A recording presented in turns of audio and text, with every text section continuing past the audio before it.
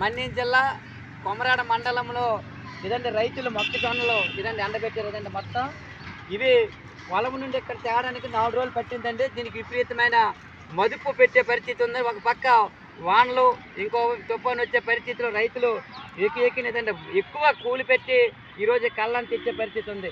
ఈ కళ్ళను కూడా ఇదేదైతే తయారు చేసి ఇవన్నీ తయారు చేసి అమ్ముకోవడానికి ప్రభుత్వం ఎక్కడ కొనుగోలు కేంద్రాలు ఏర్పాటు చేయని పరిస్థితి ఉంది. ఎక్కడ కొనలేదు కాబట్టి ఈరోజు మధ్య దళారులు తమ ఇష్టం వచ్చిన రేట్లకి ఒక్కాడ 100 కేజీలు 1800 అంటారు, ఒక్కడ 1700 అంటారు, ఒక్కడ 1920 రూపాయలు అంటారు. వాళ్ళ ఇష్టమే.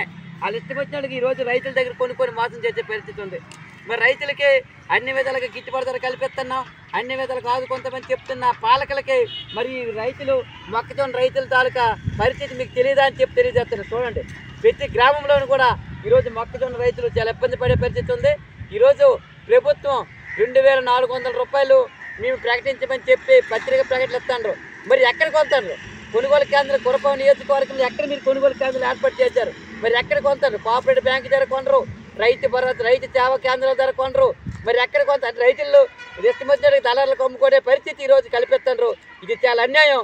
కాబట్టి ఇప్పటికైనా ఏదైతే మొక్కజొన్న రైతులు ఉన్నారో వాళ్ళ దగ్గరికి వెళ్ళి వాళ్ళ పంటను పరిశీలించి ఏదైతే ప్రభుత్వం ప్రకటించిందో ఒక క్వింటాల్ 2400 రూపాయల ధరకి ఈ రైతుల దగ్గర ఉన్న మొక్కజొన్న ప్రభుత్వం కొనుగోలు చేయాలని చెప్పి కోరుతున్నాం.